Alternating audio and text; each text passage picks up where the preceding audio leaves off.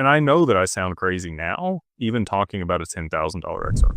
People are like, get out of here, dude. Like 10 to 13 bucks is the top on this cycle. Just stop talking about these crazy numbers. But in reality, if you look at the global macroeconomics and you look at the value proposition for the network itself, I'm highly confident that it will achieve those numbers. And it is because, if you looked at the market cap at that point, it would seem incomprehensible to most people to have quadrillions or septillions of dollars on chain.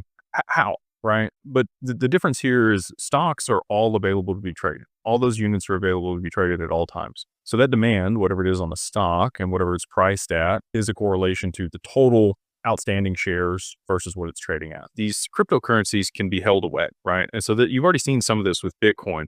There's a ton of Bitcoin that's been lost. There's a ton of Bitcoin that people just hold that they're never going to sell for any reason. Institutions, ETFs, other people are buying this up. And that's driven the price up, supply and demand, just normal economics, right? So total outstanding amount of a crypto versus what's available are two very different numbers. And if you look at XRP in particular, there's 100 billion that were minted. There's less than that now because a little bit's burnt every single day. It'll last, close to 50,000 years at the current burn rate, which people are like, oh, it's all going to get burned up. Not anytime soon.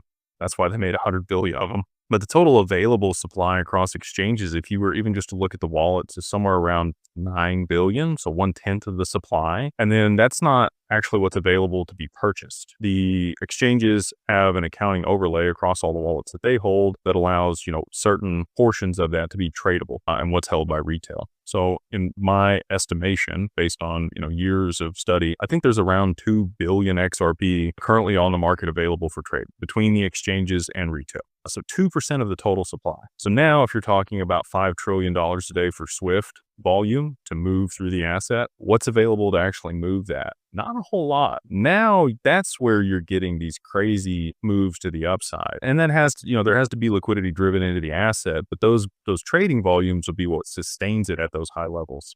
And so I think that that's the paradigm that a lot of people have a hard time getting over, is the actual utility of these networks hasn't even occurred yet. All of this is speculative, but they need to be, again, like I mentioned earlier, once they drive the liquidity into these networks and issue stable coins and there's volume, then they'll be able to use it in the capacity that a lot of the people that are invested here are hopeful for. That's how I think we can get to these crazy high valuations, is again, just traditional supply and demand, but a much smaller supply than people think is available is what's available. And then I think the demand for these assets, when there actually is utility, will be astronomical.